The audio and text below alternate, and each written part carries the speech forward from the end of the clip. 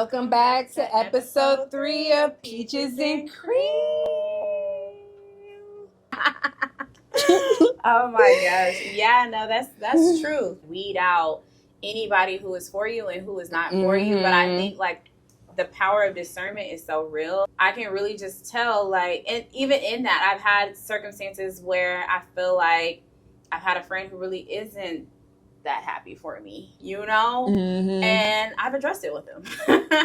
Like, why are you here, friend, if you're really not happy for me? Like, and then maybe they'll feel more inclined, like, oh, I don't know, I'm just not where I want to be in life, and whatever the case may be. But it's just like, why not just say that from the beginning? They don't be having that self-awareness. They don't have the self-awareness, and they don't know how to communicate that. And so I think, like, that's something that has always bonded us is we are going to talk. We're some communicators. We're going to communicate with each other, like, for sure. So it's like, I'm always what you gonna mean know. by that? Literally, when you said this, what you meant? Yeah, I just need to clarify want to clarify that. Yeah. It's a thing too, as far as comparing. I had to not compare my other friendships to my friendship with Natalia, because after me and Natalia had created a nice foundation, that was my expectation for friendships moving forward.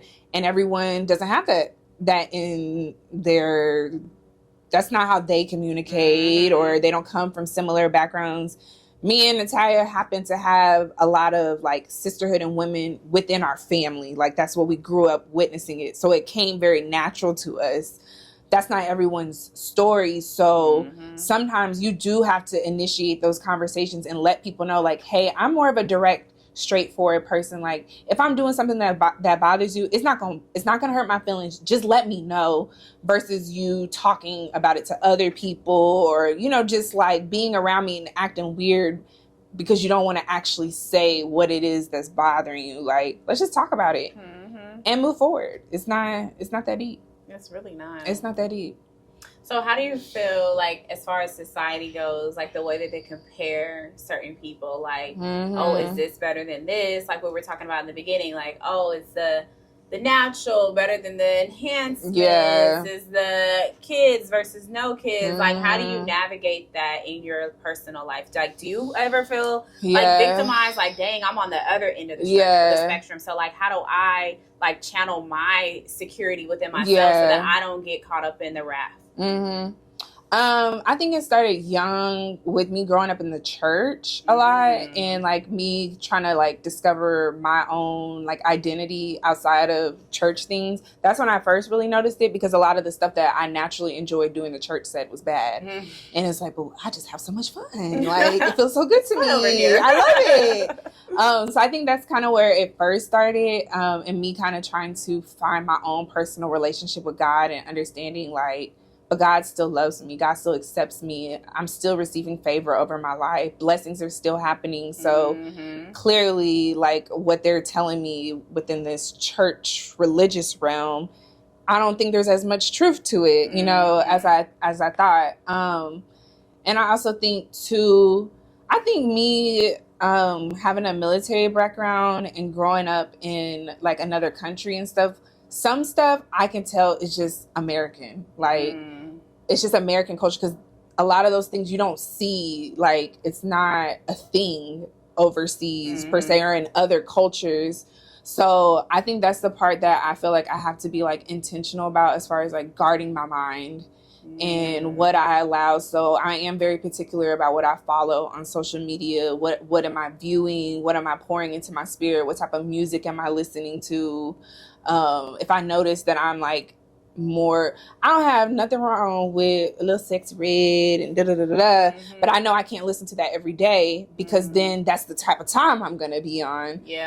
So just being like aware of myself and like what are my insecurities, so that way I'm not, like, for me, I did at some point have body dysmorphia, and so that was a huge thing. I didn't see myself the way other people saw me, and so through my healing process, I had to learn I can't follow the BBL girl. That's not my body type. It's nothing against that girl, but by me following her, it's making me think I'm not beautiful. And so now I'm questioning myself and doubting myself. So I had to just like start paying attention. And if I notice those things, I shift it. Like, because we're human. It's gonna happen. America pushes women to be against each other. I was about to say a certain aesthetic. Mm-hmm. Or to think that being married or not, like a lot of our friends and stuff are either married and having children. I have to like look at my journals and remind myself in 2019, I prayed to be more independent and more fight. This is where I wanted to be. I didn't say I wanted to be married. So why am I getting FOMO about being married? Okay. I never said I wanted to be married at 28. Like I literally, and the thing is like growing up for me specifically, I always wanted to be married in my 30s. So I'll say that.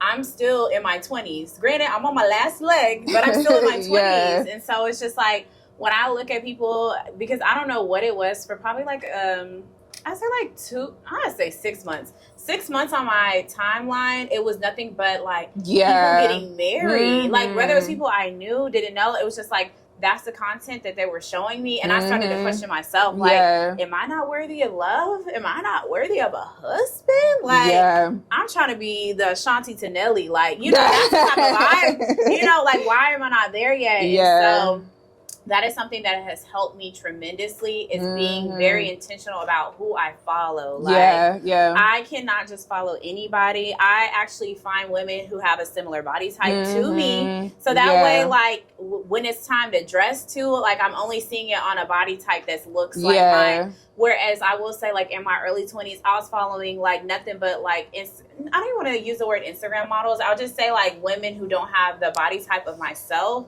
And so whenever I would literally go out and buy those same outfits and then be like, confused when it looks like something totally different. Yeah. So, and even just like what you feed into, like what poured into you as far as like on social media, because I do spend time on social media. I'm not gonna sit here and act like I don't ever be on Instagram. I don't ever get on TikTok. I do. So it's just like when you're on there, make sure that you're very intentional about like what you are viewing, because that does, like, psychology does not lie. Like it messes with you. So if you are sitting up there looking at things that you shouldn't, I don't even want to be like specific on what you shouldn't, like, your journey. Whatever I know my journey. is. But whatever your insecurity is, if you're looking at that every day on social media, you're always going to compare yourself. Point blank, period. You're never going to be good enough.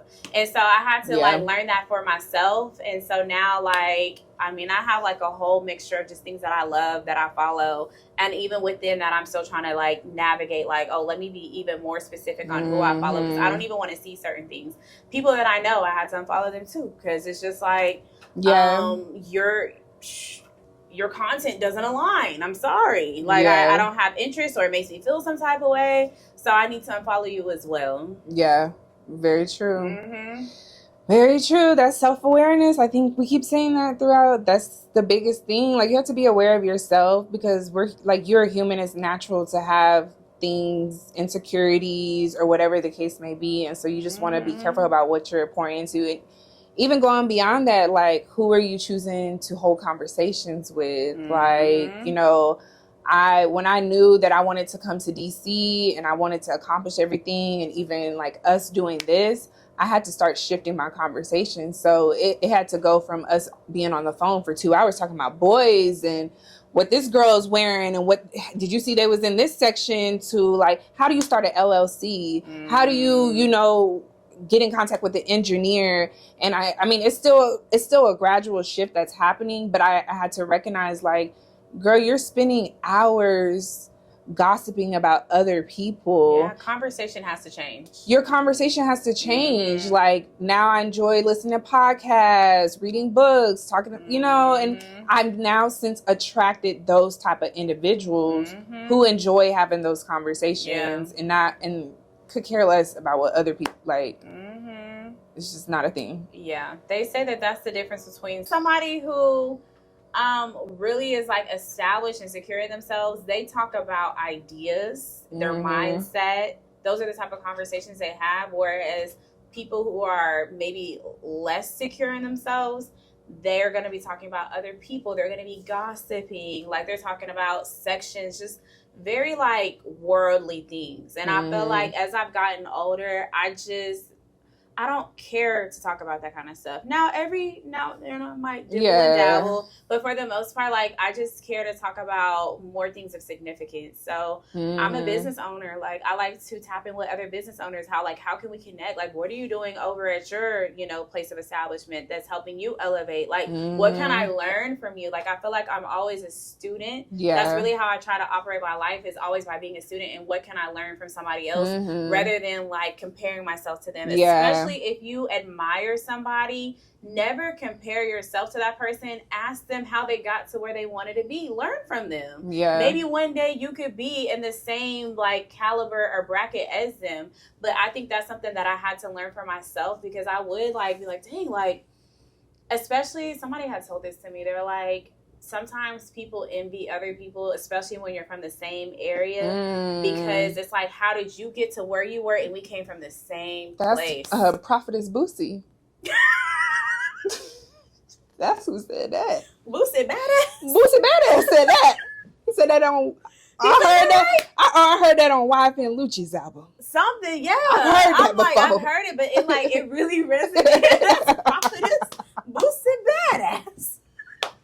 That's my favorite prophet. I love that man.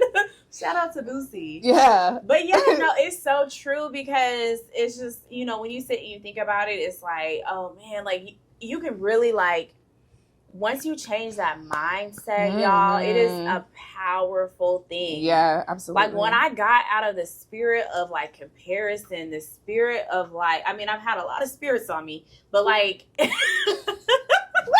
wow. But like, honestly, like, I mean, that's just who you are. Like, we're human. We're going to have our vices. But when you change that mindset piece, I promise, like, your life will change. You change that conversation. Instead of comparing yourself to your favorite, I don't know, whoever you look up to, ask them. That spirit of discernment. Don't let people play with you. Stand on business. Yeah. Stand on business. Thank you guys for a beautiful episode 3. Yes. Make sure you drop your sweet and sours in the comment. And then, just continue to like, comment, and subscribe for us. Yes, share this with a friend, y'all. Let's keep the conversation going, and we'll see you guys next week.